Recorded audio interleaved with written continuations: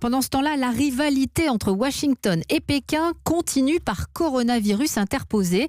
Hier, les États-Unis ont accusé la Chine de désinformation. Bonjour Vincent Hervouette. Bonjour. Le chef de la diplomatie américaine, Mike Pompeo, a appelé le plus haut responsable du Parti communiste. Il dénonce les rumeurs abracadabrantes que la Chine fait courir sur l'origine de la pandémie. Oui, d'habitude, la vérité, c'est la première victime de la guerre, mais le coronavirus est une drôle de guerre. Elle a fait 6000 victimes avant que Chinois et Américains s'accusent mutuellement d'en être responsables.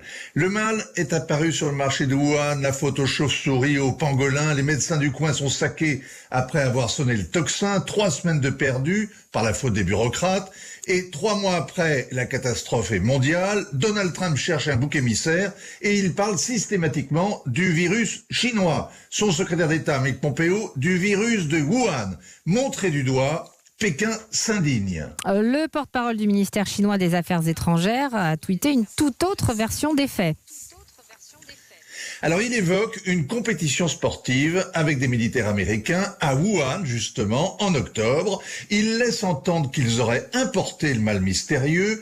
Il cite un responsable américain de la santé. Les gens seraient morts l'an dernier aux États-Unis du coronavirus. Les rumeurs pullulent, notamment celles qui accuse la CIA. Pourquoi ? Parce que la CIA prédisait, il y a 12 ans, le risque d'une pandémie meurtrière avec un coronavirus qui apparaîtrait en Chine, dans une ville avec un marché d'animaux sauvages.